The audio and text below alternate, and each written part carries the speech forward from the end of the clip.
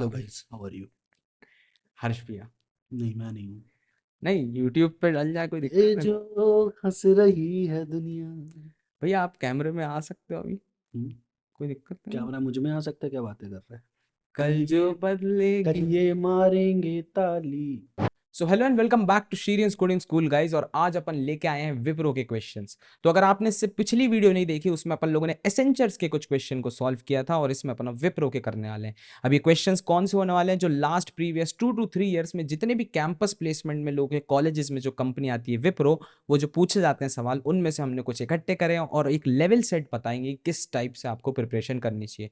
So if you are currently preparing for aptitude, so this video is going to be best for you because you can see कि क्या आप विप्रो के लिए अभी capable हैं। So let's start with the first section, that is reasoning.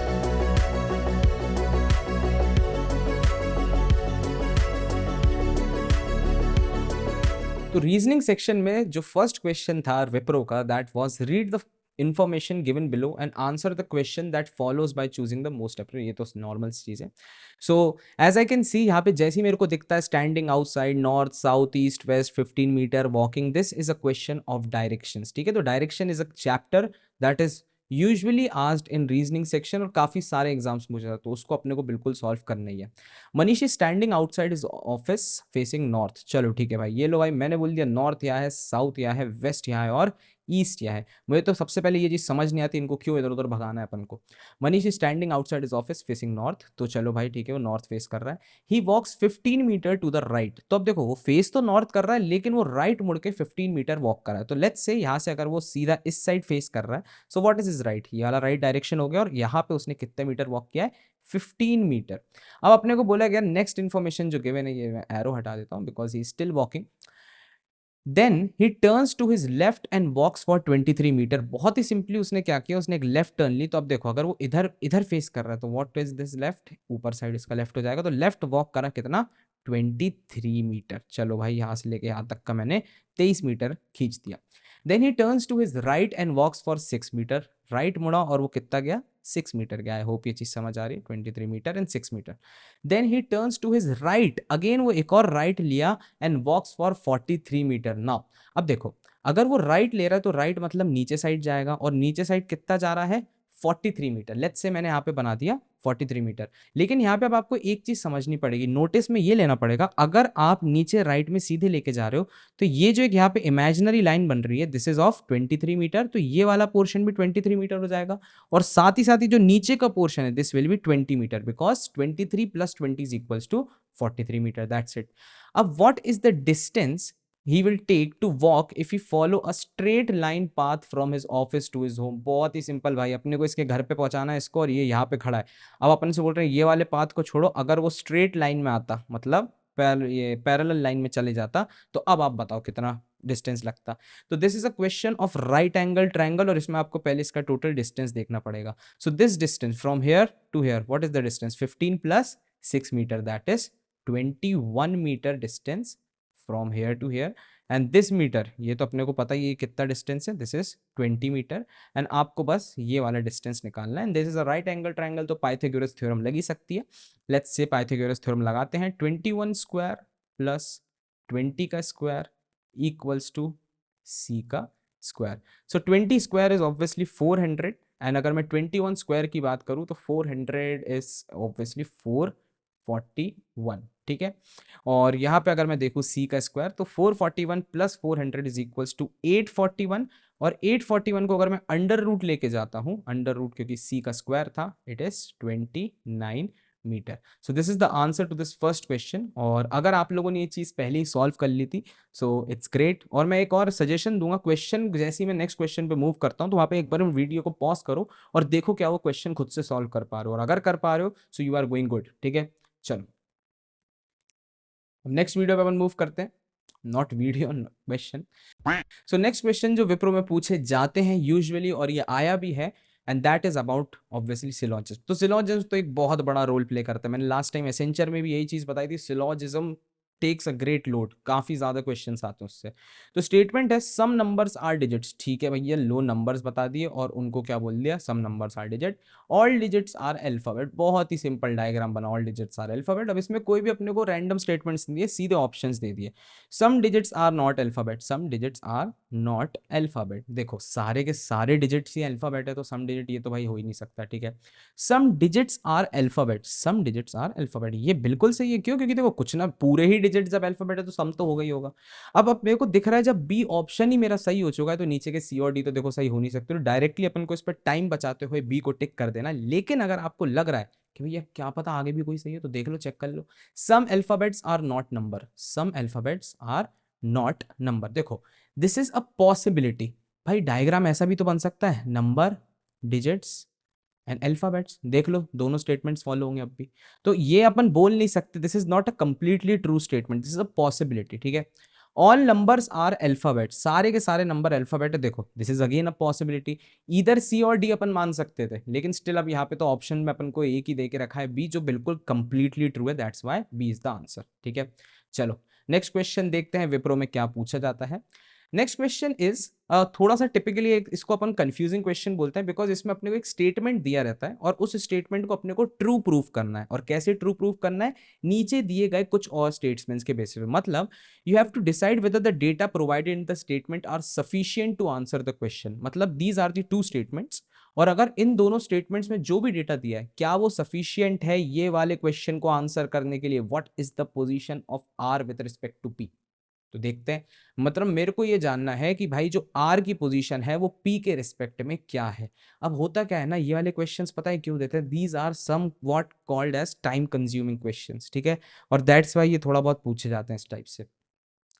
तो are और P का रिलेशन मुझे फाइंड करना है स्टेटमेंट से। चलो फर्स्ट स्टेटमेंट देखते हैं, T is west of Q and south of P, ठीक है, T is west of Q, तो क्यू का जो वेस्ट है वो क्या होगा, लेट्स से इसका नॉर्थ ऊपर है, साउथ नीचे है, वेस्ट यहाँ पे है और ईस्ट यहाँ पे।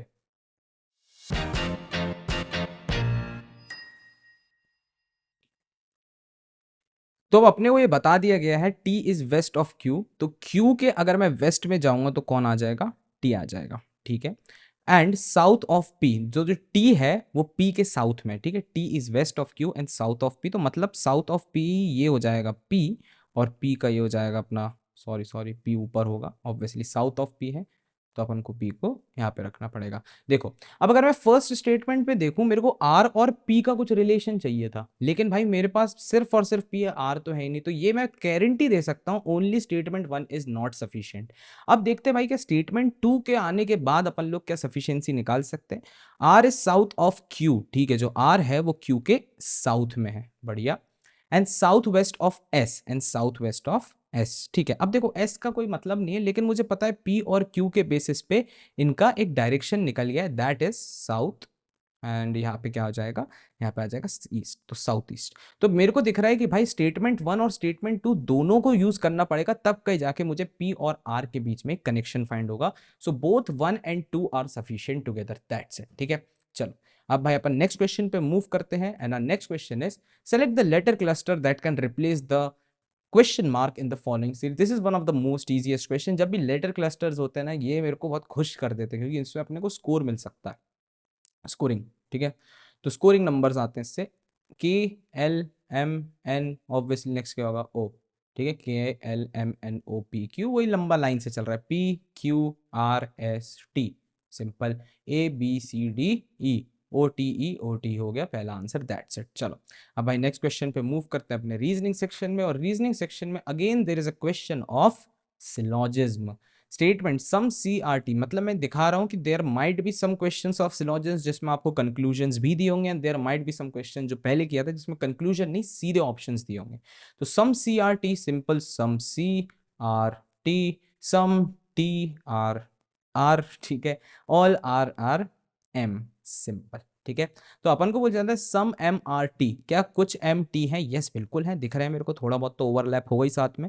And some C R M, कुछ सी एम है क्या, नहीं, बिल्कुल गलत, हो भी सकते हैं नहीं भी हो सकते, तो जब भी ऐसी पॉसिबिलिटी होती है वी कैन नॉट से ट्रू, तो ओनली इस conclusion one is true, simple answer. चलो नेक्स्ट क्वेश्चन पे मूव करते हैं, and next question is find wrong number in series, ये वाले क्वेश्चन भी पूछे जाते हैं कि आपको एक सीरीज दी जाती है and there might be a wrong number, जल्दी से बता दो इसका रॉन्ग नंबर क्या है। देखो इस क्वेश्चन को छूट देखते ही मैं समझ जाता हूं मेरा रॉन्ग नंबर क्या है। पूछो क्यों? Each and every number is divisible by 5, so that means there is a gap of something for division of 5। अब वो हो सकता है गैप में कुछ पैटर्न हो, आई कैन सी, लेकिन मेरे को एक नंबर देखना है दैट इज 51 जो आ रहा है that is not divisible by 5। तो मतलब वो कहीं ना कहीं कोई ना कोई सा गैप को खराब कर रहा है। So I can directly say second is the option to this answer. ठीक है, तो थोड़ा सा लॉजिकल रीजनिंग का सवाल होता है जिसमें आपको बस पैटर्न फाइंडिंग करनी रहती है। चलो नेक्स्ट क्वेश्चन पे मूव करते हैं and our next question is 6 people PQRST and U sits in a row. और हाँ भाई पॉज करके खुद पहले सवाल सॉल्व करने की कोशिश करना फिर देखना। तो PQRST and U are the 6 people जो एक रो में बैठे हैं। तो लेट्स से भाई this is a row, first second third fourth fifth sixth, not necessary in the same order obviously. If two persons sits in between P and Q, देखो first information they the, let's say this is P and let's say this is Q and there are two persons sitting in between them, okay, and two persons sits in between T and U। चलो ठीक है, T और U के बीच में भी कितने लोग बैठे हैं? दो लोग बैठे हैं। then how many persons sit in between R and S? अब अपने को पूछा है R और S के बीच में कितने परसेंट बैठे हैं। भैया मैं अभी लॉजिकली अगर देखूं मेरे को बहुत कम information, it is not sufficient information to make the data, but it is sufficient to find this answer, how many persons sits in between R and S। चलो let's say आप कहीं पे भी P और Q को place कर दो। let's say आपने बोला P यहाँ पे है, Q यहाँ पे, और इनके बीच में दो लोगों का गैप है, कोई भी प्रॉब्लम यहाँ पे ऐसे होंगे, इंटरचेंजेबल पोजीशन है, Q यहाँ पे P यहाँ पे हो सकता है, बट इट डजेंट मैटर। अब अपने को दिया सेकंड इन्फॉर्मेशन T और U के बीच में भी दो लोगों का गैप है। तो let's say I will place T here and एक दो लोगों का गैप एंड यू हेयर। तो अब आप बोलोगे भैया there might be a possibility of second thing. कैसे? कि भैया सेम यहाँ पे 1 2 3 4 5 6 करो और पी और क्यू को तो यही करो, लेकिन टी और यू को आप यहाँ रख दो, टी और U. Again there might be a possibility of something else, लेकिन जितनी भी पॉसिबिलिटीज है उसमें हमेशा जो दो पोजीशन बचेंगी फॉर आर एन एस, उनके बीच में हमेशा कितने का गैप होगा? दो का ही गैप होगा। And this is a logical question जिसमें आपको बस ये फाइंड आउट करना है कि कितने लोग अब बैठ सकते हैं आर और एस के बीच में। So the answer is very simple, 2 people। I hope ये चीज समझ आई हो। अगर किसी भी क्वेश्चन में लगे भैया यार ये तो डाउट था, ये सब था, नहीं समझ आया, तो टेंशन की बात नहीं, उसको रिवाइंड कर सकते हो। और अगर और भी लग रहा है कि भैया हमारे को बिल्कुल सीखना ही है ये सारे क्वेश्चंस बहुत अच्छे से, so you can buy our course at shirians.com। काफी बहुत अच्छे तरीके से बनाया, और उसमें एक अच्छा सेक्शन ये है, आखिरी में एक सेक्शन देखेगा आपको अगर आप वेबसाइट पे चेक करने जाओगे, and that is for previous years asked question. So we have combined a set of questions 15 15 15 each, बहुत सारे क्वेश्चंस हैं, और उन क्वेश्चंस में आपको सिर्फ और सिर्फ लास्ट ईयर के क्वेश्चंस दिखेंगे। Yes they are some tough, they are some easy, और काफी ज्यादा अच्छे तरीके से हमने उसको बनाया उस कोर्स को, तो प्लीज एक बार उसको चेकआउट जरूर करना। चलो तो ये वाले क्वेश्चंस हो गए अपने रीजनिंग के। Now let's see some question on aptitude, और एप्टीट्यूड का लेवल ऑफ देखते हैं कि क्या लेवल पूछता है विप्रो। तो एप्टीट्यूड में सबसे पहला question is about obviously ratio and proportion and percentage, दोनों को मिला के क्वेश्चन पूछा गया। एंड द क्वेश्चन इज, अगर आपने नहीं पढ़े ये चैप्टर तो इनको बिल्कुल पढ़ना चाहिए, बिकॉज इट इज सेड कि अगर आप पूरा एप्टीट्यूड कर रहे हो और उस पूरे एप्टीट्यूड में से if you have completed percentage and ratio and proportion, इन दोनों चैप्टर से आप कम से कम 50% एप्टीट्यूड कंप्लीट कर लोगे, because these are the two chapters जिस पे मोस्टली ज्यादातर क्वेश्चन बेस्ड होते हैं। ठीक है, तो चलो देखते हैं क्वेश्चन क्या है। Cost price and selling price of an article are in ratio of 11:19, 11:16। ठीक है, तो let's say our cost price is 11 and our selling price is 16। now obviously you will say कि भैया इसमें x लगा दो because these are ratio, but I will provide a zero because at the end अगर मैं उनको proportionate में लेके आऊंगा और कट डाउन करूंगा, again their ratio will be 11:16। तो let's say मैंने into 10 into 10 दोनों में कर दिया।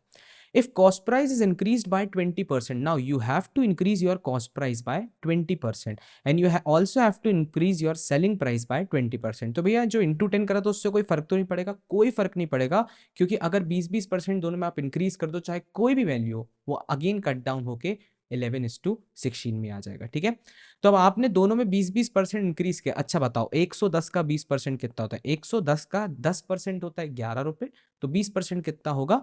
22 रुपए। ठीक है, और same goes with selling price. Selling price का 20% कितना होगा? 16 रुपीज होता है, 10% 20% होगा 32 rupees. So if I add them it is coming out to be 2 plus 1 3 and 132 rupees now is the cost price, and our 160 becomes 192. So our selling price becomes 192. अब अपने को बताना है प्रॉफिट परसेंटेज कितना है। देखो प्रॉफिट निकालने के लिए सबसे पहले आपको देखना पड़ेगा कॉस्ट प्राइस और सेलिंग प्राइस के बीच का डिफरेंस। इसमें मैंने बहुत ही अच्छी अच्छी ट्रिक्स अपने कोर्स में बताई है, तो बस आप एक बार देख लोगे आप बोल दोगे भैया क्या इजी चैप्टर होता है।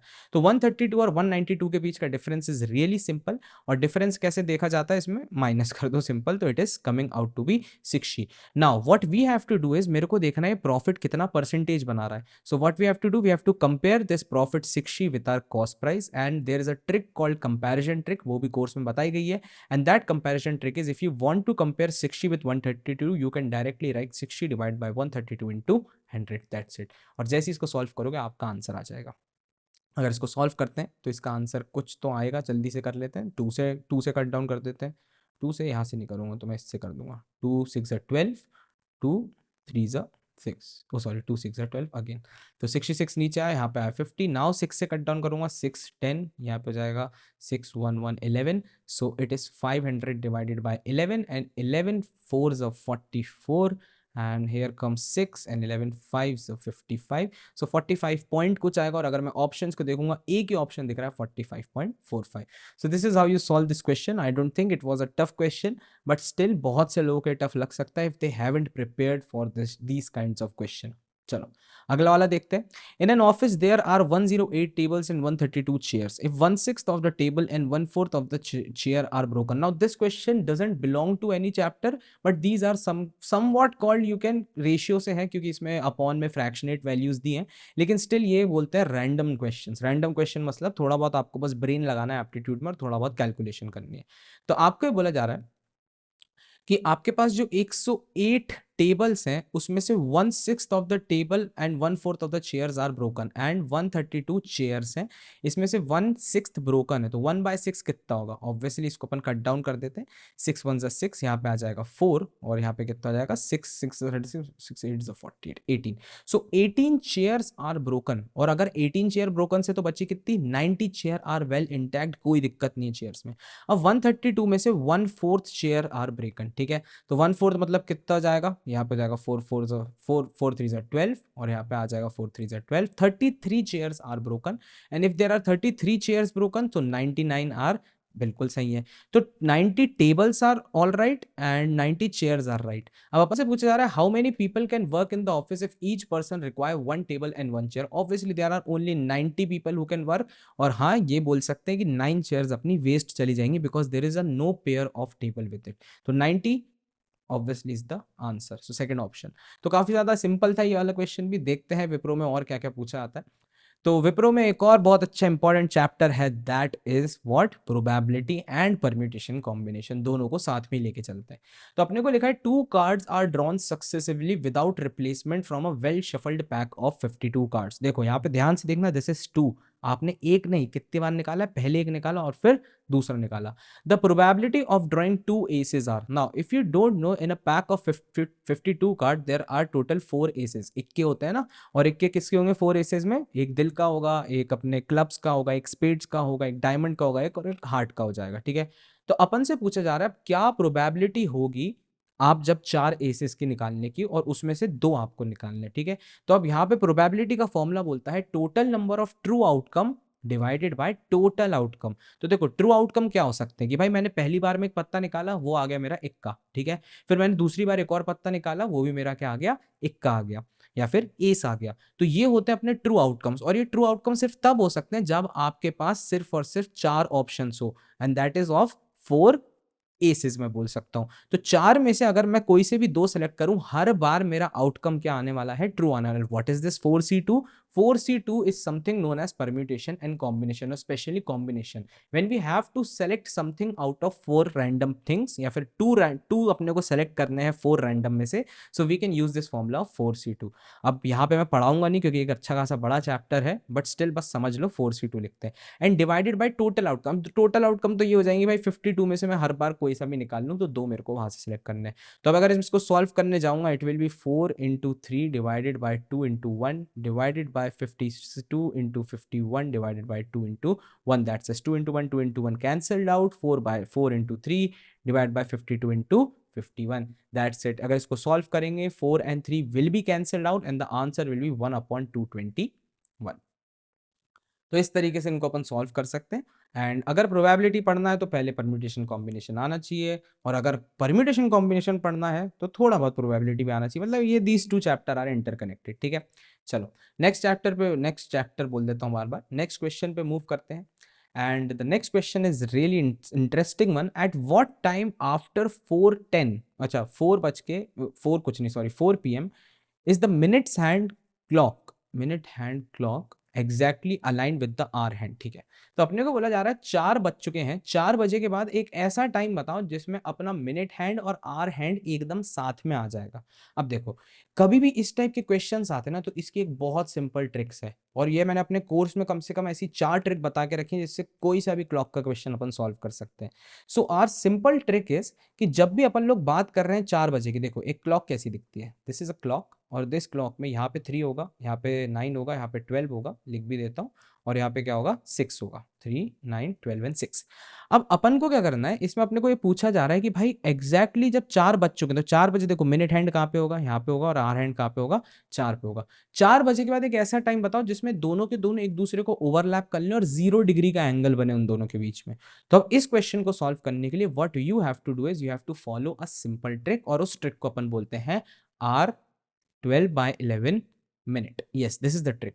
और इसमें आपको क्या करना है, आपको बस 4 बजे के हिसाब से हर चीज का एंगल बनाता है। हो सकता है क्वेश्चन पूछ ले कि अलाइन की जगह 90 डिग्री कब बनाएंगे, 180 डिग्री कब बनाएंगे, तो आपको बस इस 4 को पर्सपेक्टिव में रखते हुए वो सारी चीजें कर देनी। अभी क्या करना है, दोनों को बिल्कुल 0 डिग्री पे लाना है, साथ में लाना है। तो 0 डिग्री पे कब आएगा, जब ये जो अपना मिनट हैंड है ये भी 4 पे आ जाएगा, और आर हैंड को 4 पे ही रहने दो, कुछ नहीं करो बस।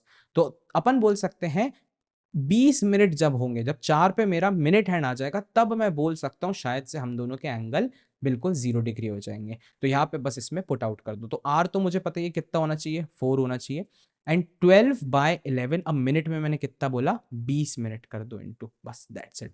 और अगर इसको तुम सॉल्व करोगे तो 4, 12 2 36, ओ सॉरी 12 2 24, 240 डिवाइड बाय 11। अगर इसको सॉल्व करोगे तो 240 डिवाइडेड बाय 11 कितना होता है, 11 2 22, दैट इज 2, 11 1 11।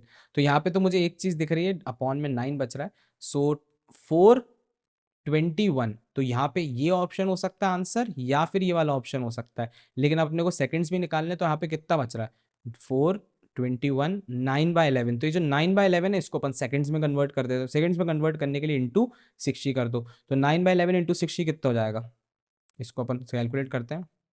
540 डिवाइडेड बाय 11, 11 5 नहीं 4 44 डिवाइडेड करा कितना आया 10, 11 9 99। देखो अब यहाँ पे मुझे दिख रहा है 49 आ चुका है, तो 421 49.5 मिनट्स, तो आंसर आ गया ए। तो इस तरीके से क्लॉक के क्वेश्चंस को भी अपने को सॉल्व करना रहता है, और इन टाइप के क्वेश्चंस को एक्चुअली मैंने बहुत अच्छे से बताया, तो उस पर एक बार तुम नजर डाल सकते हो, ठीक है। A motorboat goes down the river to a port at a distance of 18 kilometer. Now, these questions are the questions जो सबसे ज़्यादा time consume करते हैं, लेकिन there are some tricks जो अपने लोग इसको use करके इन सारे questions को जल्दी solve कर सकते हैं। देखो, a motorboat goes down the river at a port at a distance of 18 kilometer. देखो, goes down लिखा है ना, that means it is talking about downstream. अब अगर तुम्हें नहीं पता डाउन स्ट्रीम एंड अपस्ट्रीम क्या होता है, कभी बोट अगर मान लो पानी के बहाव के साथ नीचे जा रही है, दैट इज डाउन स्ट्रीम, और कभी बोट अगर पानी के बहाव के साथ ऊपर जा रही है, दैट इज अपस्ट्रीम। और डाउन स्ट्रीम में क्या होता है ना, आपका जो स्पीड होती है वो रिवर की स्पीड के साथ जुड़ जाएगी, लेकिन जब आप अपस्ट्रीम जाओगे तो आपकी जो स्पीड है वो आपकी रिवर की स्पीड से माइनस हो जाएगी। तो यहाँ पे भी ऐसे ही कुछ लिखा है, a motor boat goes down the river to a port at a distance of 18 kilometre. तो यहाँ से ऐसे डाउन गई 18 किलोमीटर, ठीक है। किलोमीटर बहुत ही अजीब बना दिया मैंने, वापस से बना देता हूँ, 18 किलोमीटर। एंड अब क्या गई, फिर वो अपस्ट्रीम गई कितने मीटर, 16 किलोमीटर गई, ठीक है, मीटर बोल रहा हूँ। It takes 7 hours to complete the trip. देखो ये पूरे ट्रिप को कंप्लीट करने में उसको कितना समय लगा, 7 आवर्स का समय लगा। The speed of the boat in still water is 5 kilometre per our. देखो स्टिल वाटर में अपने को बोट की स्पीड दे के रखी है 5 किलोमीटर पर आवर, और अब ऊपर जाते समय भी 5 किलोमीटर पर आवर, लेकिन कुछ ना कुछ तो देखो स्ट्रीम की स्पीड होगी। तो जब भी अपन स्ट्रीम की स्पीड के साथ जाते हैं तो डाउन स्ट्रीम में यहाँ पे होगा +x, और अपस्ट्रीम में यहाँ पे होगा -x। अब अपन से पूछा है find the speed of the water flowing in the river. अब देखो अब यहाँ पे x की वैल्यू मुझे फाइंड करनी है। So how can I find the value of x? बहुत ही सिंपल अपन बोल सकते हैं, देखो टाइम टोटल गिवन है, तो टाइम इक्वल्स टू इस वाले सिर्फ डाउनस्ट्रीम जाने का डिस्टेंस अपॉन स्पीड, तो 5 यहाँ पे +x कर दो, दैट्स इट। ठीक है, कम ऑन 5 + x, और यहाँ पे टाइम क्या आएगा? Distance upon 5 - x। Now this is the speed of stream, और दोनों के टाइम को अगर मैं ऐड कर दूं it will be equals to 7 hours because it is given. तो 18/5 + x plus 16/5 - x equals to 7। Now जब भी ऐसी टाइप की इक्वेशंस बनती हैं तो यूजुअली लोग क्या करते हैं, उनको सॉल्व करने बैठ जाते हैं। फिर जब इनको अपन सॉल्व करते हैं तो वो क्वाड्रेटिक इक्वेशन बन जाती है। फिर क्वाड्रेटिक इक्वेशन से अपन कोई से 2 आंसर टर्म्स निकालते हैं और उसमें से एक मानते हैं नेगेटिव और पॉजिटिव। तो इतना लंबा करने की जरूरत नहीं, जब भी ऐसी इक्वेशन बन जाए गो with the option, that's it. तो जैसे कि तुम देख सकते हो मेरे को दिख रहा है 10 किलोमीटर पर आवर, ये वाला ऑप्शन तो देखो हो ही नहीं सकता बिकॉज इट्स 85 किलोमीटर, तो भाई उसी की स्पीड है, बोट की है। और अगर वो अपस्ट्रीम जा भी रहा है तो 10 के बेसिस पे तो जा नहीं सकते, तो नेगेटिव में स्पीड पहुंच जाएगी। अब सेम गोज अपन, चलो मान लो एक ऑप्शन उठाते हैं 1 को। अब अगर मैं 1 को उठाऊंगा ना तो बस x की जगह मुझे 1 प्लेस करना है, तो 18/5 + 1 that is 6 plus 16/5 - 1 that is 4 equals to 7। अगर इसकी वैल्यू 7 के इक्वल आ गई दैट्स इट, अपना क्वेश्चन सॉल्व। 6 3 = 18, 4 4 = 16, 4 + 3 कितना होता है 7 इक्वल्स टू 7। तो LHS equals to RHS, hence proof, तो आंसर आ जाएगा 1 किलोमीटर पर आवर। तो कभी भी ऐसी क्वाड्रेटिक इक्वेशन बचे, just don't consume your time in solving these equations, just go with the options. Options are given to help you out. Okay, चलो अब नेक्स्ट क्वेश्चन पे मूव करते हैं, देखते हैं क्या पूछा जाता है विप्रो में। और profit after selling a commodity for rupees 425 is same as loss after selling it for 355, the cost of the commodity is। मैं एक चीज तो गारंटी बोल सकता हूं कि एसेंचर से थोड़ा सा लेवल टफ है, लेकिन स्टिल मैं इसको बिल्कुल हार्ड लेवल नहीं बोलूंगा, क्योंकि शायद अगली वीडियोस में मैं TCS PCS के बारे में भी क्वेश्चंस लाऊंगा, तो तुम्हें तब पता चलेगा व्हाट इज हार्ड लेवल। ठीक है, तो चलो ये वाला क्वेश्चन देखते हैं। Profit after selling a commodity for rupees 425। ठीक है भाई, अब आपने कोई ना कोई सी कमोडिटी सेलिंग प्राइस पे सोल्ड करी and that is 425 and you got some profit out of it, is same as loss after selling the commodity for 355। Again you sold the same commodity, this is also selling price, but ये जो 355 है this is of loss. The cost of the commodity, अब मैं एक honest बात बता रहा हूँ, इस टाइप के क्वेश्चंस में ना अगर आप इक्वेशंस बनाओगे तो इक्वेशंस तो बहुत टफ हो जाएंगी। कैसे? इसकी इक्वेशन बनेगी, इसकी इक्वेशन बनेगी, लेकिन यहाँ पे आपको इक्वेशन नहीं बनानी, आप एक लॉजिक लगाना है। देखो let's say this is your cost price, ठीक है, और इस कॉस्ट प्राइस से आप इस सेलिंग प्राइस पे गए हो और इस सेलिंग प्राइस पे गए हो, और दोनों में प्रॉफिट एंड लॉसेस बिल्कुल सेम है। तो यहाँ पे मैं बोल सकता हूँ x% प्रॉफिट हुआ है, यहाँ पे x% लॉस हुआ, कोई भी दिक्कत। अब होता क्या है ना, जो भी ये होता है तो इन दोनों के बीच का डिस्टेंस, सेलिंग प्राइस से कॉस्ट प्राइस का और कॉस्ट प्राइस से दूसरी सेलिंग प्राइस का डिस्टेंस हमेशा सेम होता है। क्यों सेम होता है? क्योंकि देखो सेम परसेंटेज लॉस हो रहा है, सेम परसेंटेज प्रॉफिट, और profit and losses are always calculated on the cost price. तो ये जो डिस्टेंस अगर सेम चल रहा है तो अब मैं ये बोल सकता हूं यहां से लेके यहां तक का डिस्टेंस जो होगा उसको अपन बोलेंगे एब्सोल्यूट डिफरेंस। तो 355 और 425 के बीच का डिस्टेंस कितना आ रहा है? 70 इज द डिस्टेंस। तो मैं बोल सकता हूं 355 से अब मिड पॉइंट तक का होगा 35 डिस्टेंस, 425 से इस कॉस्ट प्राइस के मिड पॉइंट का होगा यहाँ का भी 35। तो अब या तो 355 में 35 ऐड कर दो तो कॉस्ट प्राइस मिल जाएगी, या फिर 425 में 35 माइनस कर दो तो कॉस्ट प्राइस मिल जाएगी। So the answer will be 390। अब अगर ये चीज तुम्हारे को समझ नहीं आई है, मैं एक चीज की गारंटी दे रहा हूँ, इसको मैंने, इसके क्वेश्चंस आते हैं बहुत सारे, और जो कोर्स में हम लोगों ने करवाए वो एक बार जरूर चेकआउट करो, और यू बनेंगे इस टाइप के सवाल एक्चुअल में। चलो अगले क्वेश्चन पे मूव करते हैं, and our next question is the average weight of 8 persons increases by 2.5 kg। ठीक है, when a new person comes in place of one of them weighing 65 kg, what might be the weight of the new person। ठीक है, अब इस question को solve करने के लिए मैं बताऊं क्या करता हूं, मैं एक्चुअल में बता रहा हूं 2.5 × 8 + 65 दैट्स इट, इसका आंसर होता है। लेकिन इस चीज को समझने के पहले आपको लॉजिक समझना पड़ेगा। बोला क्या जा रहा है टेक्निकली, देयर आर 8%, तो डिवाइडेड बाय 8, एंड उनका जो एवरेज है मान लो x है, तो टोटल कितना हो गया? 8x हो गया। अब इस 8x का जो वेट है वो 2.5 से, मतलब इसका एवरेज जो है x वो 2.5 से इंक्रीज हो जाता है when a new person comes in place of one of them weighing 65 kg। मतलब पहले जो टोटल वेट चल रहा था 8x, उसमें से आपने एक बंदे को हटा दिया जिसका वेट कितना था 65 kg। ध्यान से देखना क्या बोल रहा हूँ। आपने जैसे 65 kg वाले पर्सन को हटाया तो आप एक नया पर्सन लेके आए, दैट इज वाई। और जैसे ही आप एक नया पर्सन लेके आए उसको डिवाइड किया टोटल 8 से और उसका एवरेज निकाल दिया x प्लस 2.5। क्यों? देखो, जब आप नया पर्सन लेके आए और एक को हटाया तो अब भी लोग कितने बचेंगे? 8 ही बचेंगे। और जो पहले एवरेज चल रहा था उसमें कितना इंक्रीज हो गया? 2.5 इंक्रीज हो गया। So this becomes our equation, और इस इक्वेशन में अपन 8x कैंसिल हो जाएगा तो y की वैल्यू निकल जाएगी। बट ये थोड़ा सा लेंदी प्रोसेस होता है। इस प्रोसेस को इस तरीके से भी अपन समझ सकते हैं कि मान लो, अब ये दूसरा तरीका है जो अपन लोग सीखना चाहते हैं और जिस तरीके से जल्दी से 10 या 20 सेकंड के अंदर सवाल सॉल्व हो जाए। मान लो आपके पास 10 लोग हैं, ठीक है। एसेंचर में भी मैंने इसका एक थोड़ा सा तरीका बताया था। मान लो 10 लोग हैं और 10 लोगों में सबका एवरेज चल रहा है 20 का एवरेज चल रहा है, ठीक है। अब अगर मैं उन पूरे 10 लोगों में +1 इंक्रीज कर दूंगा, सबके सब में, मतलब +10 इंक्रीज करूंगा, तब कहीं जाके अपना एवरेज इंक्रीज होगा 1 से। अब अगर मैं सारे के सारे 10 लोगों में मान लो प्लस कर दूंगा 10, तो आपका एवरेज भी कितना हो जाएगा? +10। टेक्निकली अपन ने +100 किया है, लेकिन स्टिल अगर मैं सब में +10 करूंगा तो आपका एवरेज भी +10 हो जाएगा। तो ये वाला तरीका होता है। अब यहाँ पे भी क्या हुआ, आपके पास 8 लोग थे, 1 2 3 4 5 6 7 8। एक को हटा के आप किसी और नया ले आए, ठीक है। अब अगर ये वाला पर्सन और ये वाले पर्सन का सेम वेट होता तो क्या एवरेज इंक्रीज होता? नहीं होता एवरेज इंक्रीज। क्यों? क्योंकि बिल्कुल सेम वेट है। लेकिन एवरेज इंक्रीज हुआ है 2.5 से, मतलब ये वाला जो पर्सन है इसका वेट 65 से तो ऊपर होगा। क्यों? क्योंकि आपने 65 kg वाले पर्सन को हटा दिया था। अब कितना ऊपर होगा? देखो, होना ऐसा चाहिए कि अगर 2.5 इंक्रीज हो रहा है तो according to the rule of averages 2.5 जो इंक्रीज हुआ है वो टेक्निकली इन सबके बेसिस में 2.5 इंक्रीज हुआ है। मतलब अगर 8 लोगों में मैं 2.5 इंक्रीज करूंगा तब कहीं जाके मेरा एवरेज कितना इंक्रीज होगा? 2.5।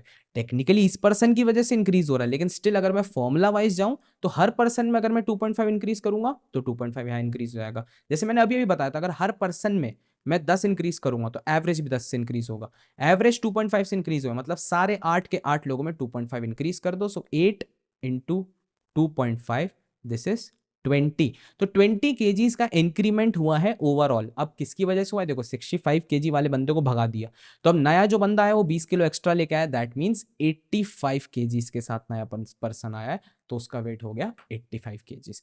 तो इन टाइप के क्वेश्चन को थोड़ा शॉर्ट ट्रिक से भी अपन सॉल्व कर सकते हैं, and this is how you do it. तो ये हो गया भाई पूरा अपने क्वेश्चंस सॉल्व, जिसमें अपन देख सकते हैं कि विप्रो का लेवल कितना है। तो अगर मैं बोलूं भाई एसेंचर और विप्रो के बीच में भैया क्या लेवल है, तो भाई एसेंचर इज इजी काफ़ी ज़्यादा। एंड अगर मैं बात करूं विप्रो की, विप्रो में लॉजिकल सेक्शन जो है वो इजी है, लेकिन जो एप्टी रीजनिंग का सेक्शन है उसमें थोड़ा बहुत मीडियम लेवल को आप फाइंड कर सकते हो। वाई मिडिल लेवल फाइंड कर सकते हो? बिकॉज एज यू नो कि मैंने कुछ कुछ क्वेश्चंस तो इजी देखे, because this question is a medium level of averages, मतलब एवरेज के और भी आसान होते हैं लेकिन this is a medium level question. ऐसी अगर मैं बात करूं, this is also medium level question for cost price, selling price या फिर profit and loss. And this question is also a mid level question, because इसको सॉल्व करने जाओगे तो क्वाड्रेटिक इक्वेशन बन जाएगी। तो इस टाइप के थोड़े बहुत मैं क्वेश्चंस देख सकता हूँ विप्रो में जो मीडियम लेवल में पूछ लिए जाते हैं। अब अगली वीडियो किसकी होने वाली है भैया? अगली वीडियो होगी टीसीएस की, क्योंकि टीसीएस में आता ही रहता है, एनक्यूटी के एग्जाम्स चलते रहते हैं।